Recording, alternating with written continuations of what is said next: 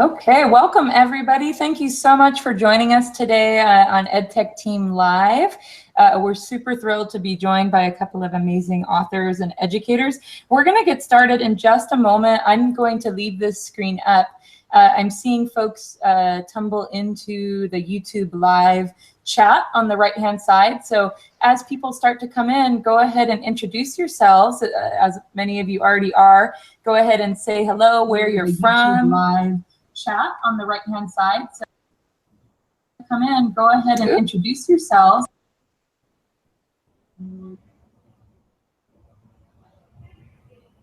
Sorry, had to mute that. Go ahead and introduce yourselves, everyone, where you're from, maybe what your job role is, and your Twitter handle if you'd like. These community events are definitely for you to also grow your personal learning network.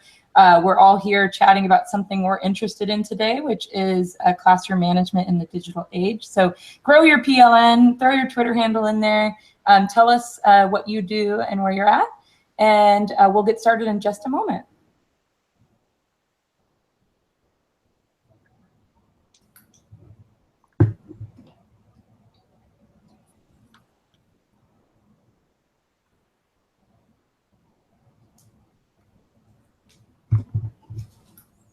Okay, welcome. Look at everybody come in, you guys. We've got Chicago, Toronto, tech coaches. We've got librarians. We've got Georgia, Auckland, New Zealand, Kia ora. Very, very cool, everyone. So this is going to be a fantastic conversation. Really going to be great to see your classroom management ideas, questions, strategies from all over the world. So thanks again for joining us. Just a quick couple of housekeeping. The archive will be available after if you have to pop away or want to share with your colleagues. But do stick around because we have a couple of giveaways for the end. We'll share with you how you can get a 1-hour continuing education unit for your time hanging with us today. Feel free to share any other takeaways or aha moments from today on #EdTechTeam. And now I'm going to introduce you to our two authors today.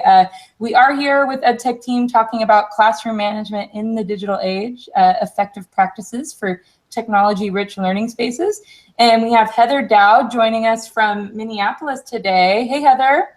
Hi, Wendy. Hi, everyone. Thanks so much for coming. Heather's a former middle school technology coach and now is sharing some really great practices online, face-to-face, in books. So all sorts of really good strategies coming from Heather. So thanks for joining us today, Heather. I'm excited to be here. Yay. And we're also really thrilled to have Patrick Green with us. Patrick Green, who is a high school technology integration coach at Singapore American School and also site director of Global Academy, amongst a whole bunch of other things. It looked like you just had a really fun time in South Africa on a learning trip too, Patrick. So lots going on, and we're excited you could join us today live from school. Thanks. Yeah, it's great to be joining from Singapore. Awesome. Cool, guys. So you can find Patrick and Heather online at pgreensoup. You can ask Patrick how he got that, and at Heza, you can ask Heather how she got those names. But please add them to your networks and also check out bit.ly/CM Digital Age with case sensitive on it. Okay, and with that, guys, I'm going to ask Heather and Patrick, before we get going, we got all of your really, really great questions in the RSVP form. So much conversation to be had. But I'm going to ask Patrick and Heather to share a little bit about, from their backgrounds as instructional technology coaches, how did this book come about, these strategies? What prompted you to put this all into one guide that can help teachers and coaches around the world? Yeah, okay. Well, I think one of the things, Heather and I got to do this great project a couple of years ago, which was roll out a one-to-one laptop program as quickly as possible with over 900 students and 90 teachers. And so that was just a really great experience in researching what other schools were doing, looking at what other teachers were doing in their classroom, but also how schools were really trying to set students up for success. So we got to look at established one-to-one programs around the world as part of our process. At American School of Bombay, we got to see International School of Prague. We, of course, looked at Yokohama International School and saw, really, we got to take the best of what these schools were doing and got to learn from all of their mistakes, because we were at Singapore American School a little slower getting into the one-to-one age. And so we had this great collaborative opportunity. And then, of course, an amazing experience with our 90 teachers as we really embarked on putting professional tools in the hands of students. And just that professional growth that happened as we did that, we felt like there's a lot of great stuff here that people need to know about. And so I think in the end, it was our interest in sharing the great things that the teachers that we were working with were doing. We just wanted to put that out there for everybody to benefit from. Yeah, I think that sums it up. I think we also learned from people in Singapore. I see some of their names in the chat, working with other schools in Singapore. And yeah, we did a little bit of research, and we found a lot of classroom management books, but we didn't find any that specifically addressed technology. And so I think that was kind of one of our motivators.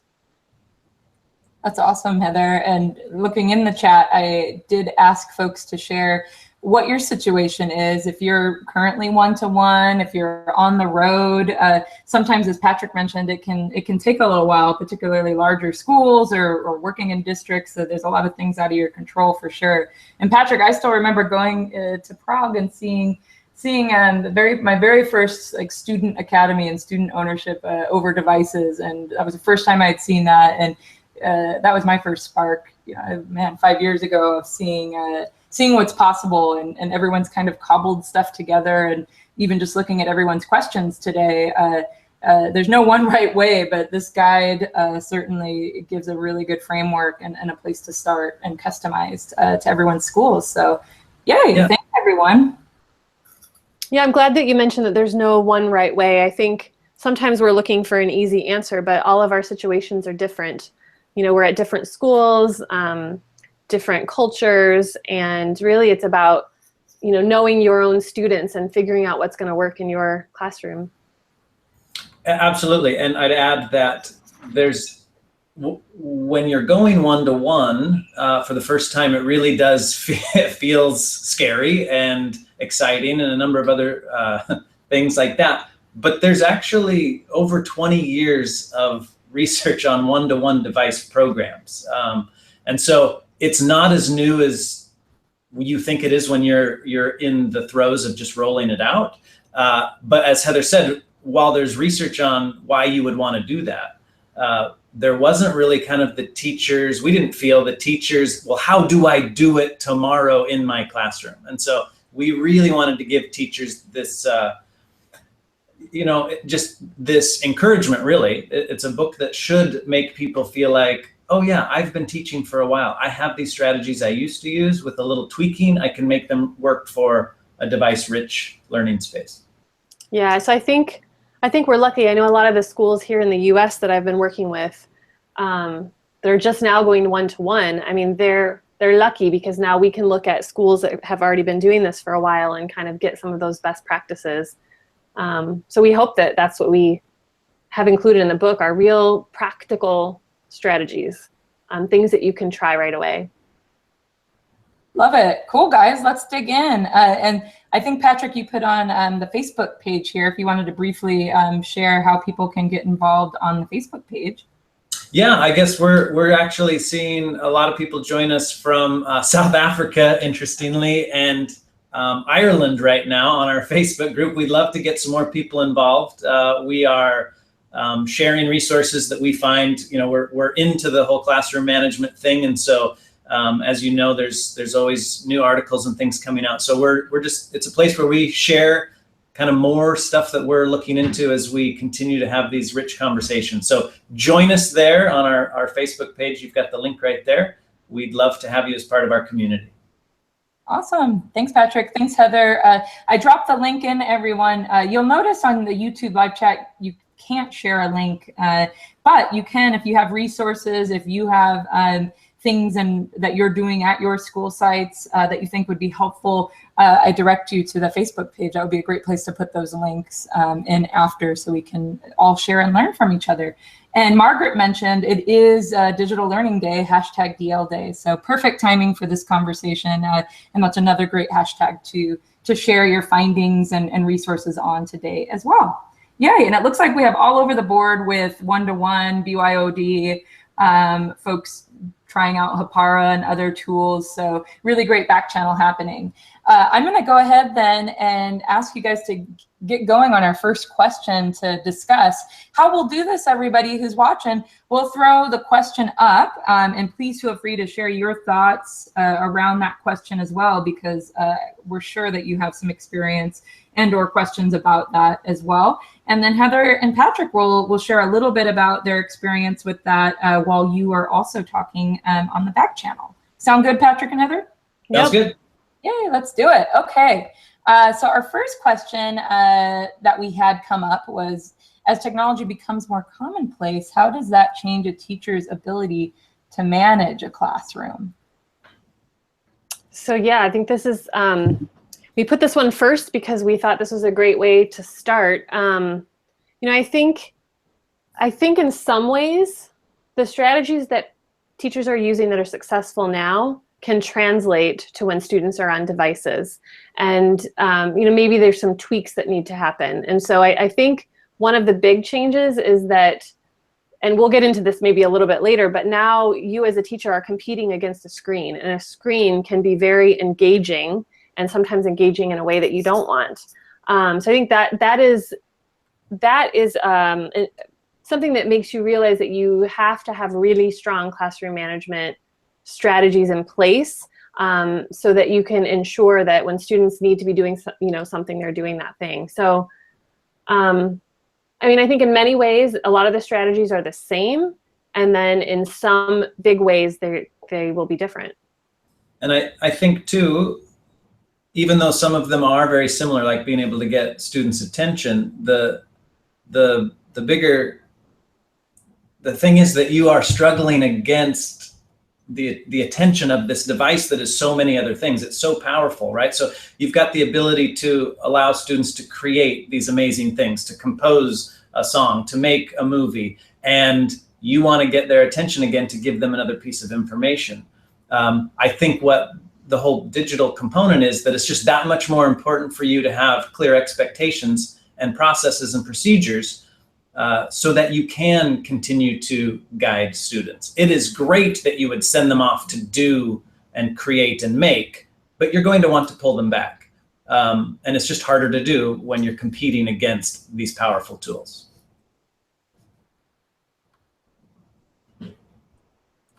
Great, thanks guys. In the back channel, hearing some tools that are being shared, like Classcraft as well, which we'll talk about in a bit, about maybe as tools have become more commonplace in the classroom, what are some of those strategies for sure that have changed in the last few years? Cool. And Lori shared clear expectations and procedures being important when going one-to-one.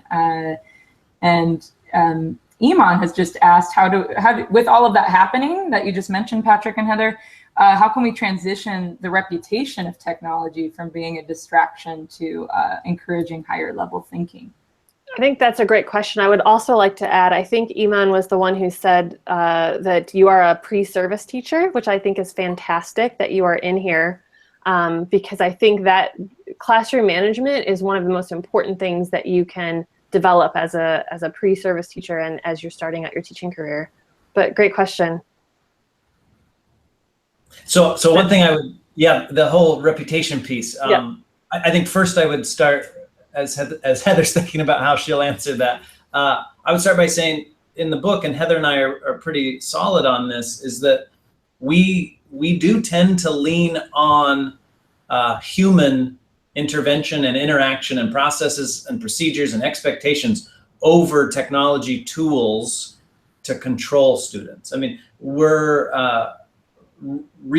want to focus on the relationship piece. We want to focus on tried and true strategies that that help put the responsibility on the student, and not like I'm going to make everyone pay attention, but that we are in a classroom that is respectful. And so we do come to attention when we need to, and we respect one another. We listen to when someone is speaking, we listen. And so you'll find that, and we'll get into that, I suspect, as more questions roll in a little bit, but just to be upfront, we're very focused on the human component versus some sort of controlling app or tool. And I know one of the questions that was submitted was, I think it's slide 8, Wendy, how can we increase student ownership in classroom management procedures? And I think, Patrick, what you just said does that. You know, like, as you said, we believe in the human intervention, and a lot of that is talking to your students and, you know, talking to them about the very real problem of distraction and letting them, I mean, if you talk to them and ask them for advice, to share advice with each other, they have pretty amazing things to share. I mean, they tell me strategies that I hadn't thought of. And it empowers them. You know, there are some different like Chrome extensions where you can block yourself, for example, from a site for so many minutes. And students can elect to do that, and you don't control it as a teacher, but students control it. And so it puts them in control of that. And that's a skill I think that they are going to need moving forward when they are not our students anymore. You know, at some point they're going to have to be productive just like adults do. And so I think the best thing we can do for them is help them to learn strategies that work for them. And talking about the technology's negative reputation, I guess a couple thoughts come to mind. One, when you talk about technology, you know, prior to the last 20 years, technology didn't necessarily have a bad reputation. It was amazing, right? Electricity. We can now, you know, flushing toilets. This is amazing. Technology is amazing, but where it gets its negative reputation is really, I think, in educational circles, screen time. In parenting and in educational circles, we worry about screen time, and I think that's a whole nother conversation in itself. So people tend to think that screen time is negative because, you know, for one, there's a lot of fear-based articles that get shared around on social media about how this generation is just looking at their phone. And yeah, so how do we do that? I don't know. I know one strategy that we've tried in our own community here at Singapore American School is that when we had a group of parents who thought that when we rolled out one-to-one, that now, because in their heads, they don't know what one-to-one looks like. So their students are shifting into this new technology-infused learning space. They think now students will be 100% looking at a screen all day. And I get it. That's their natural, like, oh, they don't have computers, now they do. Oh, they're going to be on the computer the whole time. So part of it is just engaging your community in education around that. In fact, I think one of the times Heather and I addressed that with parents, we had a parent coffee and we talked about perception and reality. And we just kind of, we corrected that. So the perception was students have their face in a screen all day long because now they have laptops in their classrooms. Well, reality is absolutely not, because we have amazing teachers, and teachers are getting perfecting their craft every day. And there's not a teacher in a one-to-one program who went from 0% computer time to 100% computer time and thought, oh, that was a great transition. Teachers change what they do all through maybe it's a 90-minute block, maybe it's a 60-minute block. Great teachers are changing the activity throughout that time anyway. So they might use the computer for 10 minutes, or they might use it for 15, but then students are out of their seats and they're having this discussion, and then there's a simulation, and then maybe the teacher's doing some direct instruction again. But the whole idea of like great pedagogy doesn't change with adding devices. So I would say one strategy is to really work with your community on perception and reality. Reality is we are not on screens all day long, because the truth is our students don't run out of battery, and we don't even allow chargers on campus in our middle school anyway. because students aren't on there. There's not time for that. They're going to their screens when their teachers direct them to go do something, but then they close their screens much of the time too. And in fact, we also ran around with a camera and took photos of what was going on in classrooms to show that at one time, any given one time in the day, only 25% of our student screens were open in classrooms at that time anyway, because there's so many other strategies for learning. Well, and I think related to screen time and also related to Iman's question about the perception of technology is the quality of what students are doing with that screen. And the American Association, I'm going to say this wrong, American Pediatric Association, is that what it is, Patrick? I can't remember. The group of doctors, they recently last year redid their recommendations about screen time, and instead of putting on a limit for different ages, they basically said it depends what they're doing, and that what's more important than the amount of time that students are on a screen is the quality of what they're doing. And I think in an education world, to me, what that means is, what are we doing when the screen is open? Are we only using the device to do a math fact quiz or to like do some drill and kill kind of thing? Or are students using it to be creative and they're making something? And I think those are two very different activities. And both might be necessary at times, but if all we're doing is consumption, like if they're only watching something and never creating, then maybe we have a problem. And I think that to me is more of the concern, not so much the amount of time on the screen. Yeah, sure.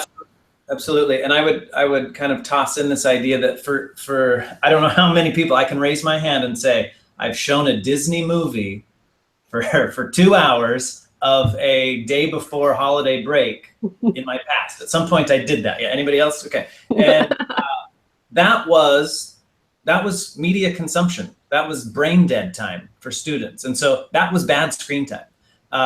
It really depends what the screen time is replacing.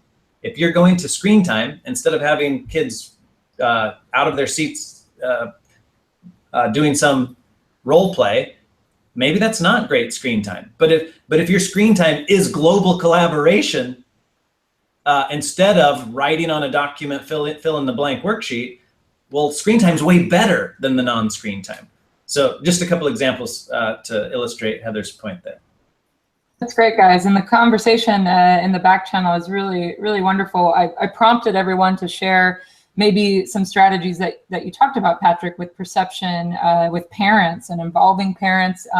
And Catherine had a great idea about, capturing those good moments, capturing those times of the quality screen time that Heather mentioned that can help change that reputation. Charity mentioned in the back channel that in 5 to 10 years, she thinks maybe this won't even be a conversation. It will be so ubiquitous that that this change will gradually happen. And it's up to us as the models and the teachers and the parents to help out and empower our students. And Kelly had a great comment as well that some of these things are definitely scaffolds. A lot of these tools that are being shared are just getting kids going so that they can do it on their own, like Heather mentioned. So really great examples, folks, of involving parents, involving your communities. Heather and Patrick, any other thoughts on empowering parents and communities to one, help with the distraction that's there, but two, help with that perception? Yeah, two things. I want to talk a little bit about parent-student agreement, but first, the person who wrote in how they engage the parents, I'd love to hear how other people are promoting the good screen time, right? Because we talk a little bit about that in the book, different ways that you can get parents on your side, get parents to see the powerful learning opportunities that devices provide, the promoting the things that students are creating, essentially publishing out to the parents. And we've talked about that a little bit in the book, but I'd love to hear what other people are doing, different ways they're doing it. I mean, newsletter, like people have been doing for years, is one way, but some classrooms have blogs, and some classrooms have a YouTube channel, and some classes publish playlists of creations to the parents and things like that. So Heather and I are always looking for ways that people are continuing to kind of do that promotional thing, because once you get parents to see the power, then there's way less pushback on that. And sometimes a school does a really good job of that. But if you're in a school where your kind of school isn't doing that, you really need to do it as your individual classroom teacher. I've also seen classrooms and schools have a either classroom hashtag or a school hashtag, because parents can, look at a Twitter hashtag without having a Twitter account. And that's something you could always share. I've seen that done successfully as well.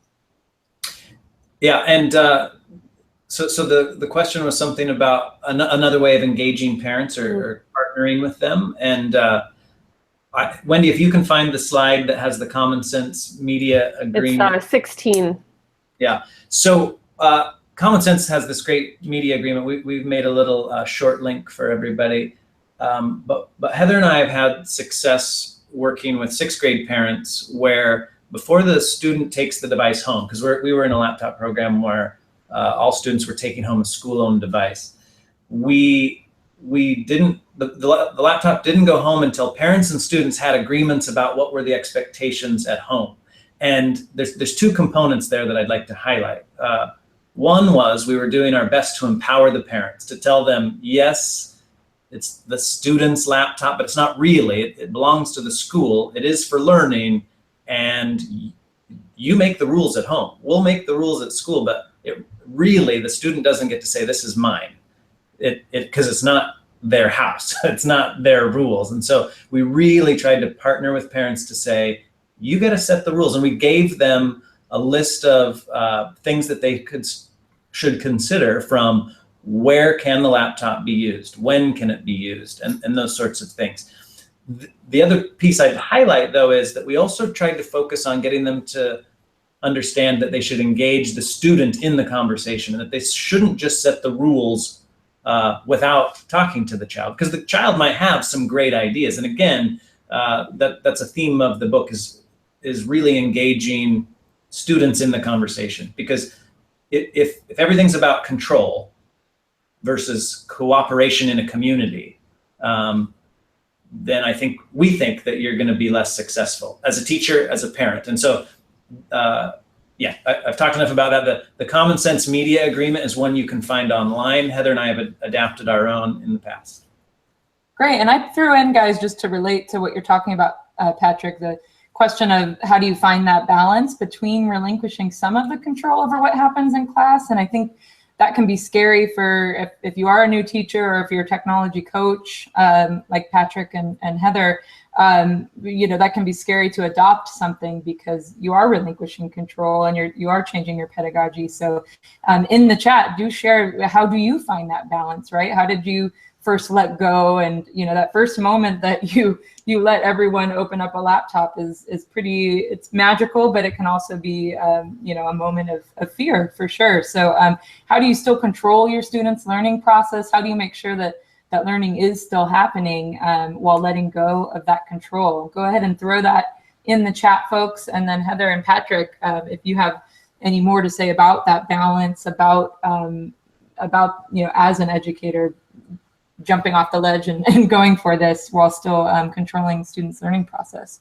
Well, and I think this is a fear with or without technology, right? I mean, as we go down this route of personalized learning and letting kids take more control of their learning, I think this is a fear and something we have to sort of come to terms with as teachers, even if we don't have devices. I think part of it is, and I like this is the question, I copied it from the question submitted, and I like how it was worded, because just because things are a little bit chaotic in your classroom does not mean that you don't have full control of the learning that's happening. And I think that's important to remember. I don't think of having a laptop or a tablet and putting students on it as, here's a laptop, go do something, right? That's giving up all control, and now you don't know what's happening. But if you have set it up and you have clear expectations about what's the outcome for this next period of time for you being on your device, perhaps it might look chaotic because students over here are doing one thing and students over here are doing another thing. But if you've set that activity up in the right way and you've set up the expectations in your classroom for what students are to be doing, the learning is happening.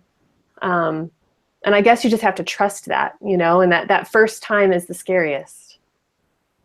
Yeah, Bert mentioned in the chat, particularly if to get specific about if you are going to do independent study, for example, students aren't always face-to-face.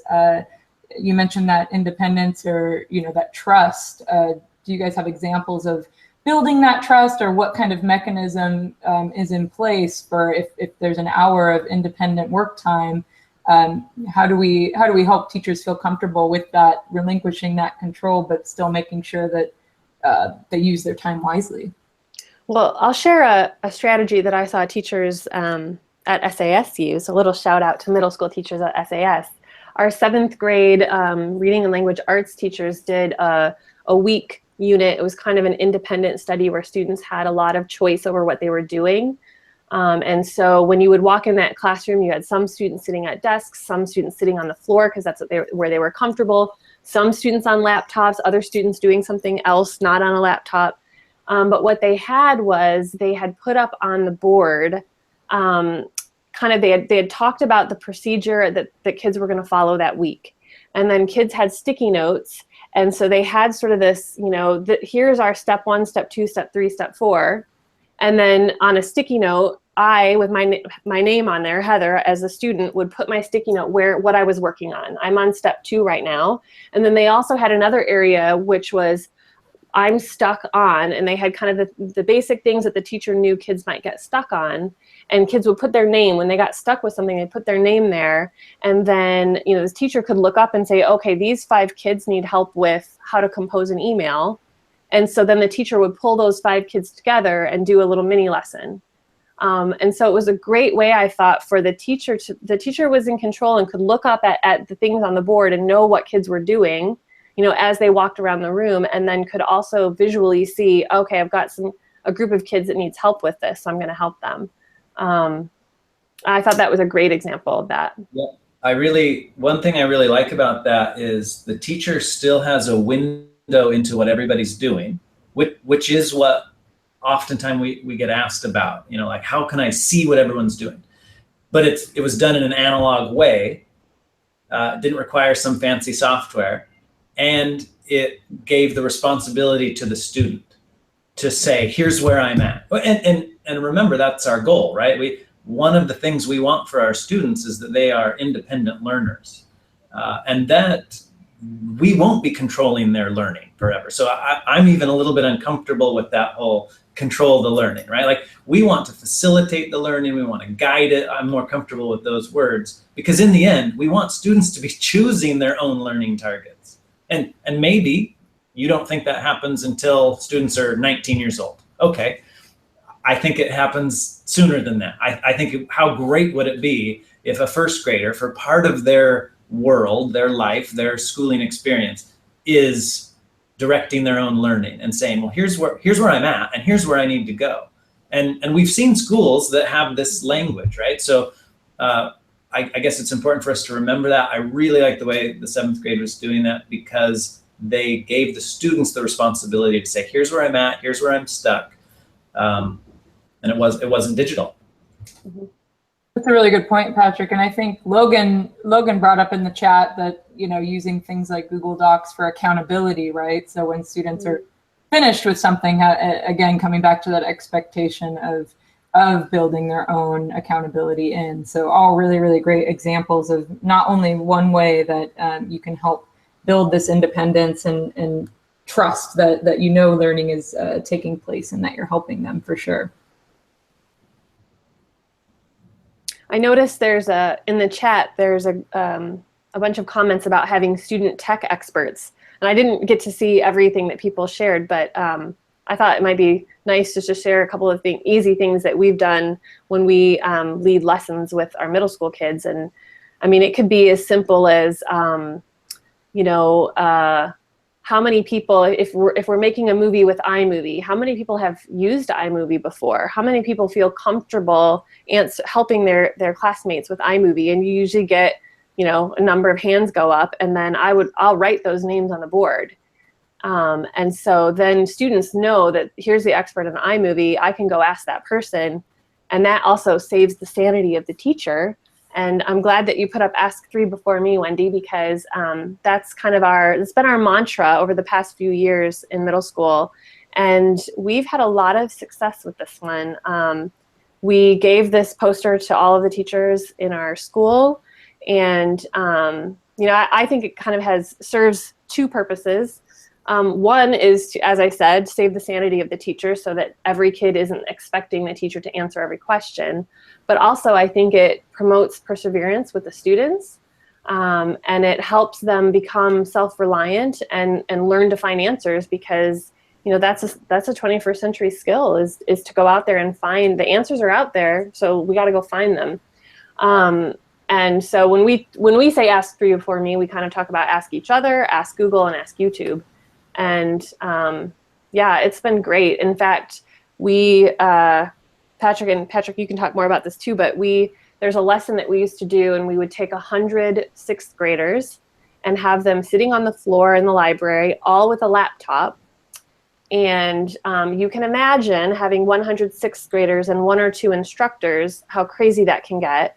And so that's when we do the Ask 3 before me, kind of like to a like you have to ask other people. And, you know, sometimes students are reluctant to either ask for help or help another student. But as soon as you ask them to do that, they are empowered. You know, they're empowered to help each other. Sometimes they just need to be kind of encouraged a little bit. And what happened was we found the questions went from being, you know, at first, students would have a question like, where do you click for this? And we just refused. We stopped answering those questions, you know, Patrick and I, and we said, nope, you can't ask me that question. That's a question for someone else. And then what happened is their questions to us became deeper and became about the learning that we were doing. And so I think it elevated the conversation. That's great. Yeah, James in the chat just said, let me Google that for you, is a definite go-to. And this came up in the chat and our questions, but maybe it's relevant right now, would be, what does that mean then for teaching digital literacy? This was a question from a librarian.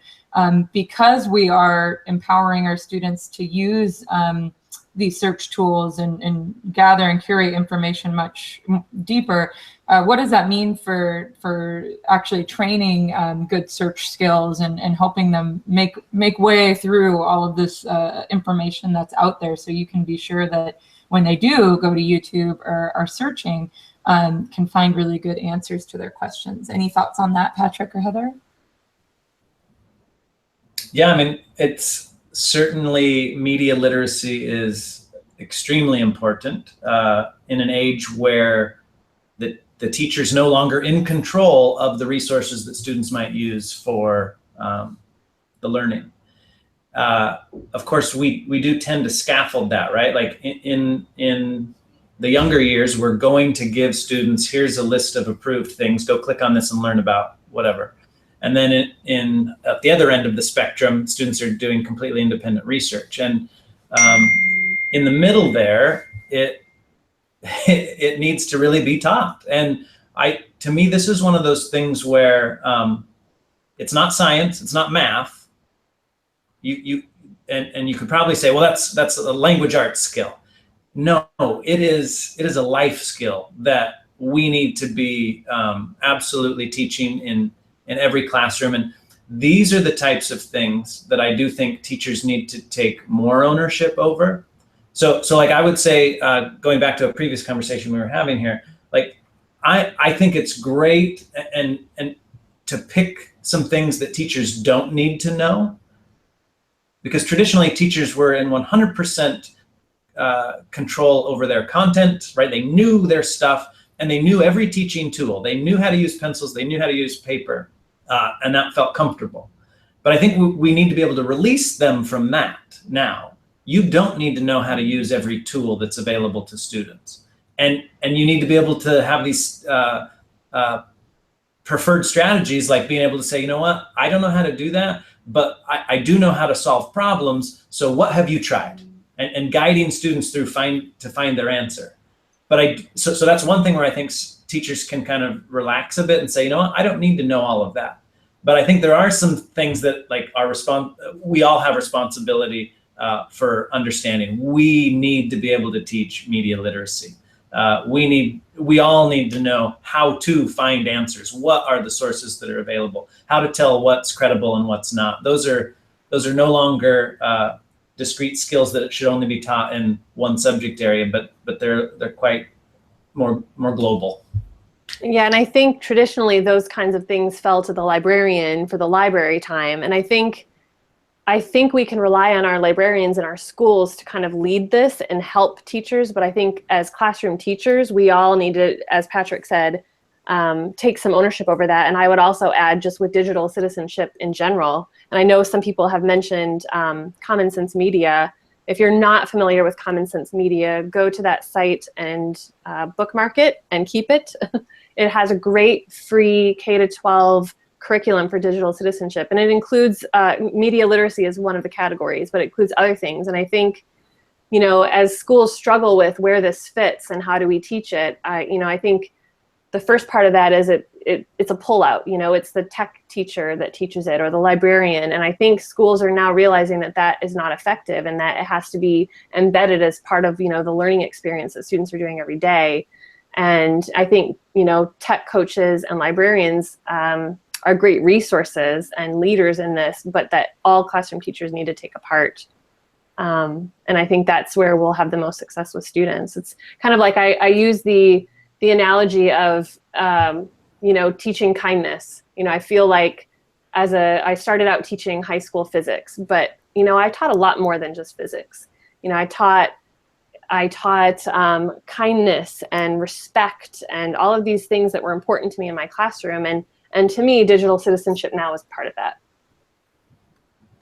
That's great. Audrey mentioned in the chat, along with others, about that frustration of feeling like if you are a literacy teacher or a librarian, it is all on you, and that can be very daunting for sure. So all of those strategies, I think, Heather, are really helpful. In the chat, if you have any other strategies, someone mentioned a student boot camp, or, you know, all of the things we talked about in the beginning with school engagement, parent engagement, that helps bring awareness. But yeah, if you have any strategies in the chat, as a tech coach or someone, administrator, we have several principals, you know, how can we equip teachers of all disciplines to, even if it's a small amount in an assignment or, you know, as part of their week, building that in for sure. Cool, guys. Let me shift. I'm going to go to see, in addition to curriculum, I wanted to make sure we asked everyone about other things that might support all of these questions, right? So what about our space? So we've talked a lot about perception, a lot about working with curriculum and, you know, helping with some of those empowerment strategies. But Heather and Patrick, and asking the community, if you can share maybe how can space facilitate that? How does space facilitate independent accountability when they're one-to-one, or how does it facilitate some of these strategies that you're talking about? Sure, you want me to jump on that, Heather? I'm letting you jump on that one. Okay. So yeah, I think there's a couple things to consider. I mean, first, I would say, I think when we started going down this path, that a lot of questions came about, like, well, the furniture is going to have to change for us to have digital devices in our classroom. And I would say that you can have a great learning experience in a bus driving down the highway. You can have a great learning experience under a tree on a nice, beautiful fall afternoon. The space, yes, is going to add some to it, but no matter if you have the funding or not, you're going to be able to make your space work, because there's things that you can do. And I think one of the things that a space can do is it can empower students. And so in a very simple way, just by putting posters on the wall that empower students, then you're moving in that direction. So one of the things that Heather's already mentioned is that we would put posters that say, ask 3 before me. We would put reminders of expectations. I would want to have up in my room that here's my signal for calling to attention, and here's what I expect. So maybe it's that earbuds are out and screen is down, or whatever it is. Like, those types of just visual reminders of here's how we function as a community, I think those are really important. But I think there's also ways to arrange your space, whether or not you have the newest furniture or whatever. Even if you've got chairs attached to desks, you could push them all in a corner and let kids spread out around the classroom as they want.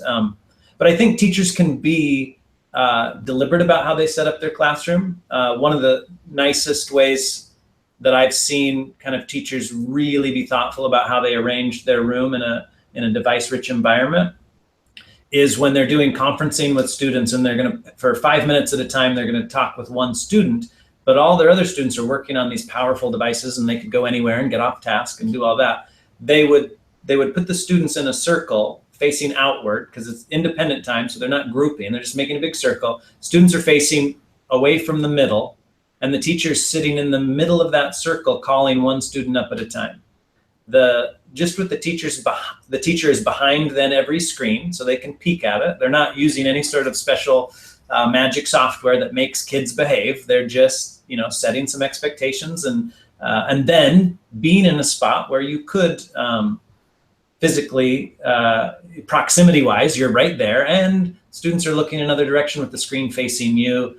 You're having a great conversation with individuals about where they need to go next in their learning, and you're in a spot where you can quickly help other students to get back on task if need be. So I think there's ways that teachers can be deliberate about the activity. Obviously, that's not the best setup for collaboration, but that's a different activity. And so teachers being creative with the space that they're given, because a lot of us don't have choice around that, but specifically tailoring how you organize students in your room to the task.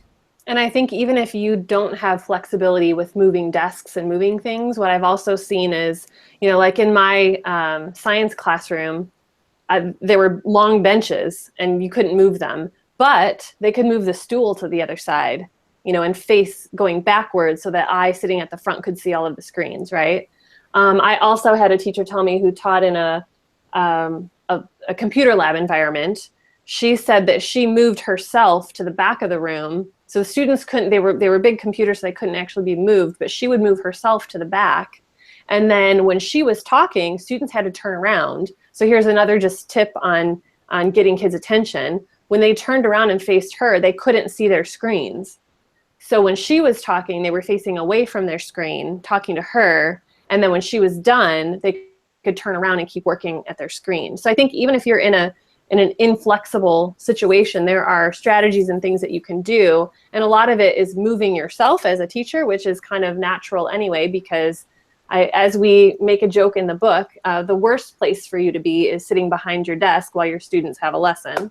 So most of the time you'll be moving around anyway, or if you can move the students, move the students.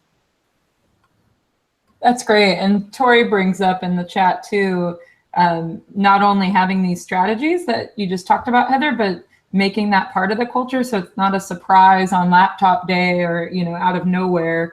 It's from day one, and building that culture, and realizing that when laptops are out, this is where we go, and this is just the way of life and culture in the classroom. So thanks, Tori, for sharing that. Yeah, and Tori, to that point, that's great, because the key is that you would be explicit about those expectations. Of course, you would work with students to help to come up with those classroom norms and rules.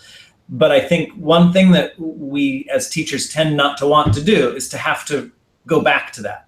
But I think Heather and I are very solidly agreed on this, that every moment that you spend going back to reinforce the community norms and how we work together, the dividends they pay off. And so we might need to, you come back from a holiday break, taking 10 minutes of an activity to get everyone back in the groove on how we work together and how we come to attention and how we turn in our papers or how we turn them in digitally. Just kind of a review of all of those things, just getting people back into those community norms can really pay off. Yeah, and I know sometimes I'll go into a teacher's classroom and they'll have a little call to attention signal, like maybe it's a clap or it's something that they say and the students say something back. And when you go in mid-year, it's like a well-oiled machine, and they do it. And like, I, as not knowing the classroom norm, I'm like, wow, that was amazing. But if you go in at the beginning of the year, you know, it takes a couple weeks to make that work, and you have to practice it. And I don't know, Patrick, this might be a good time to talk about boot camp. We haven't really chatted about that, but we think that's a big part of your classroom management strategies at the beginning of the year, and setting up those expectations. And you know, Wendy just put the graphic up, and you know, we were lucky as a school. Our leadership team, you know, was very supportive of doing this, and so we do a school-wide 2-day boot camp to get kids prepared, you know, for the 6th graders, because it's the first time that they're getting a laptop that they're going to take home. But I feel like even if my school wasn't doing that, I could do something similar in my classroom, something at a smaller scale. But you know, taking that time at the beginning of the school year to really lay out what your expectations are and create that culture about this is how we work when we're using the device. And at the same time, you can use that time to play with the device and find out the creative things that you can do with it. You know, we try in the lessons that we do for the boot camp to have some kind of a something that students make. And so they're learning about their device and the technical side of it, as well as learning about the culture and learning how to use devices. That's great. Yeah, I think that a boot camp sort of thing, when it's well organized, when it empowers teachers to teach. I mean, one of the great things about the boot camp that we worked with teachers on was that teachers got to own a certain component and trust that other people would teach their component. So for example, if I was the science teacher and I was teaching the digital citizenship lesson to every kid, I wasn't teaching the how to blog lesson, but I knew that the social studies teacher was doing that. And I trusted that then I could ask my kids to turn in some work by posting it on their blog, because I knew that it was something that they knew how to do. And I didn't have to know how to do it myself. So I think that was one of the real beauties of this, is that teachers walked away knowing that students have this baseline, not just of how to care for their device, but also of how to learn with it and how to create, as Heather was saying. Yeah, and I think it's important each year to kind of revisit that, right? You know, don't assume that after summer students are going to remember, but taking that time to practice again. So great. People are loving the boot camp idea, everybody, and sharing their own iterations of what that can look like. So really fantastic. So many good examples, lots of questions still. What I'd like to offer now, everybody, as we wind up on our hour, which we could probably spend a few just talking about this, but I wanted to give everyone a chance to come in if they want. It's a little bit messy, so now we're going to end the formalities and the niceties of going back and forth, and we'd love to just give a chance to have you come on if you're interested. So what we'll ask is, if you have a question that wasn't answered, or if you have an example about any of these topics we just talked about, any of these strategies. Lori was talking about tables with wheels, all sorts of great stuff. If you either have an example or a question, we'll invite you now to come into this Hangout with us. And what we'd ask is, when you come in, if you can just mute your mic when if you haven't been in a Hangout before, you can come on in, mute your mic, and then we can just say hi to each other. We will give away a couple books after that and share a couple more pieces of information, but let's take a few minutes to meet you guys. So go ahead and put that link. I'll also drop it in the chat right now to meet the authors. Don't be shy. The link is in the chat now, or you can type in bit.ly/join CM now. We have our first taker. You don't have to. Awesome, Natasha. Cool. The brave ones, come on in. We'll give a second for anyone who wants to click on that link and play Hangout Roulette with us. Cool. But Natasha, while other people come in, do you want to say hi and either share your question or your example? Of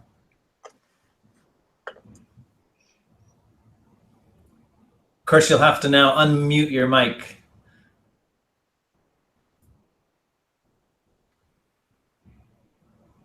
All right, we'll come back, Natasha. Anyone else want to come in and say hi?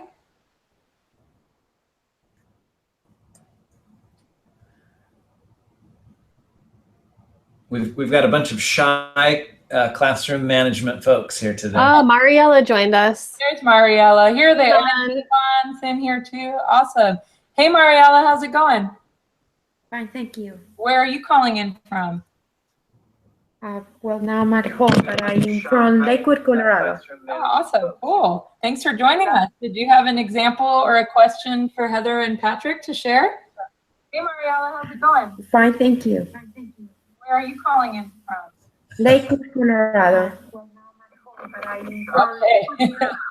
Oh, and you will have to, when you come in, you guys, the way with YouTube and Hangouts work, and you saw it happen to me in the beginning, you have it open on a phantom browser and it will play your YouTube audio while we're continuing in a Hangout audio. So okay. You have to mute your YouTube as well while you're in here. So lots of steps. But look at Christy came in too. So did Margaret. Oops, turn on. All right. Hey, Margaret, how's it going? Thanks for sharing some great things in the chat. Did you have anything to share or ask? Yeah, hi. I'm actually, can you guys hear me? Yes. Yeah. Okay, I'm actually coming in from Norman, Oklahoma. I'm a pre-service science teacher going to the University of Oklahoma, and I had a question about kind of going back to that higher level thinking. Are there any particular tools or apps that you find encourage that higher level thinking or creativity that we were kind of talking about to maximize the screen time we give them? Good question. My take on that, and Patrick, I'll let you say if you agree or disagree, but it's not always what the app is, it's what you're doing. It's kind of like the screen time thing. It's not so much the amount of time, it's the quality. So I think that any kind of app that allows students to create something is hitting the more higher level thinking. So for example, it could be any app that you can create a graphic, for example, or create a poster, or maybe students have to together create a slideshow that they're going to do a shared presentation on, but you've already gone through teaching them that it's not going to be bullet points and that it has to be graphics that match their message. And I think anytime that they are doing research and then consolidating their learning into creating a product of some sort, whether it's creating a song, creating a picture, I think that's when you're really hitting those higher level thinking. That's kind of my test is, are they making something? And then the one thing I'd add to that, the higher order thinking could just be the students being empowered to make the choice of what tool to use. So right there, they need to be showing their knowledge to you. And if you're leaving it open and you're not picking the app or the tool for them, you've actually given them another task of figuring out what is the best way to show my understanding of this. And so I think there again, you've been able to get to those higher order thinking skills. I love that as a challenge. Like, what if if you could boldly say, can you make any app on your phone right now, whether it's a game or a productivity app, can you turn this into a higher order lesson? That's a fun little boot camp challenge for sure. Cool. Yeah, look we got Natasha's on the screen now. Hey, Natasha. We got Michael. Norman. Hi, Dion. We got Dion. Hey, Christy. How's it going? Look I love all the different levels of lighting that we're getting people for. Michael put in the chat here, Michael wanted to ask maybe any other specifics about boot camp. Is there a link or an example or a chapter in the book where they can learn more about facilitating a student boot camp? Yeah, there's a bit in the book about a boot camp, and in there we're pretty general about some of the things that work well when you're designing one. If you're wanting to know a little bit more about what we've done, I guess I could offer two things. One, if you go join our Facebook page, which we'll put the link up there again, I will later post a link to kind of a copied version of that, so you could go click around and see the different units that we developed with teachers at Singapore American School. And then the other thing I would say is, soon we're actually working on writing up kind of how you could apply this at your own school, right? So we're writing up almost an abstract for school leaders to just do a quick summary of here's how this could work for you, and we'll eventually be posting that on our Facebook page as well. And those of you out there that have done something similar to a boot camp, if you've got resources to share, you could reply to Pat that Facebook post and share your links. I know there are a few of you here from Canadian International School, and I know that you've got some examples. I know someone in the chat was asking for examples for younger grades. So if anyone has something to share, that'd be a good place to share it. Awesome. Absolutely. Anyone else on our, we're about to wrap up, but we have so many cool people who came on the Hangout. Anyone else who came on and bravely joined us? Did anyone else have a question and or a final tip or takeaway that they want to give? There's all sorts of ideas, I think, that can be implemented on Monday even, or tomorrow, for sure. Anything else from our guest stars who've joined us today? Don't be shy. Oh, that's awesome. Well, thanks guys for joining us. I'm gonna give, you can hang on in the chat if you want and hang on here. I did wanna make sure you can get a 1 hour CEU today if you fill out edtechteam.com/PD certificate and just put in the 1 hour and the classroom management webinar. You can get a certificate mailed out to you for that.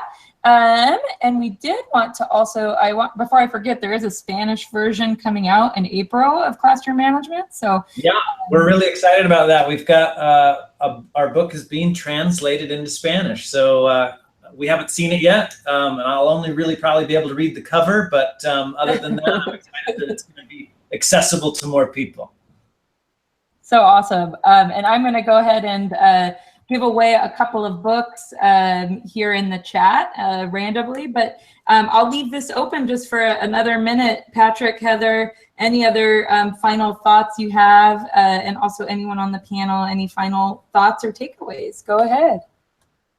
I just remembered one more resource for boot camp. I believe that Common Sense Media also has a framework for boot camp, something you could follow, and I think that they have a sample for the different grade levels. So check out Common Sense Media as well. I believe it's called One-to-One Essentials. It also helps you get kind of going. If you're not one-to-one yet, it kind of helps you plan out, are we ready? And what should we do next? I'd like to say another shout out to the pre-service teachers listening in. I don't know how many of you are here, but I was excited to see there were a few. Hi, I see. Are you Iman waving? Excellent. Yes. Fantastic. I'm glad that you're here. Good luck. Teaching is a fantastic career. I imagine everybody else listening in would agree. Thank you. Thank you. It's a fun ride. It's been really nice actually learning. This is my second semester in the education department, and it's been really fun learning about all the different methods, and I'm really excited to get into the classroom. Excellent. You're going to love it. It's so much fun. It keeps you young too. Well, some of us. Awesome, guys. Well, keep the conversation going. Please, I will share this archive of the chat that has your Twitter handles so we can keep in touch with each other. You also have the Facebook group now that you can join to keep this conversation going.